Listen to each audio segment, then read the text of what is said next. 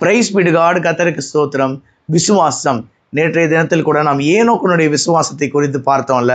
ஏனோக்கு மரணத்தையே காணக்கூடாதபடிக்கு எடுத்துக்கொள்ளப்பட்டான்.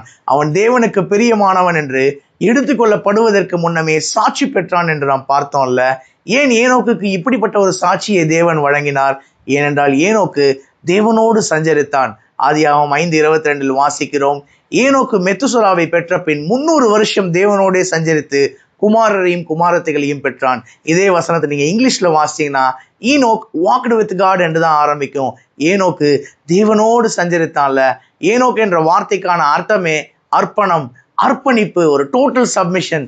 ஏனோக்கு குடும்பம் இருந்தது, மனைவி இருந்தாங்க, குமாரனையும் குமாரத்தைகளையும் அவர் பெற்றார் தான். ஆனா அதே வேளையில் ஏனோக்கு தேவனோடு கொண்டுள்ள உறவில், அந்த இணைப்பில் அவர் கொஞ்சம் கூட குறையவே இல்லைல்ல. Enoch walked with God. யோசிச்சு பாருங்களேன், நம்ம ஒருவரோடு நடக்கும் பொழுது ரொம்ப வேகமா போய் அவருக்கு முன்னாடி போயிடவும் கூடாது, ரொம்ப ஸ்லோவா நடந்து பின்தங்கி விடவும் கூடாது. அவர் நடக்கிற அதே வேகத்தில் நடந்தாதான் நம்ம இருவரும் ஒன்றாக நடப்போம்ல.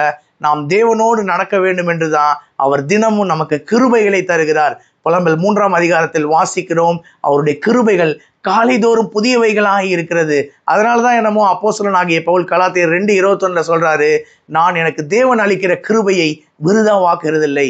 நாமும் அந்த கிருபையை தினமும் வாங்கி அந்த புதிய கிருபையை அதிகாலையில் பெற்றுக்கொண்டு நாமும் ஏனோக்கை போல தேவனோடு நடப்போம், தேவனோடு சஞ்சரிப்போம். ஏனோக்கை போல ஒரு நாள் சாட்சி பெறுவோம். என்னுடைய வாயின் வார்த்தை, என்னுடைய இருதயத்தின் தியானங்கள் கர்த்தருக்கு முன்பாக பிரியமா இருக்கட்டும். கர்த்தருக்கு சித்தமான இன்னொரு வீடியோ பதிவில் நாம் சந்திப்போம். God bless you all. Thank you so much.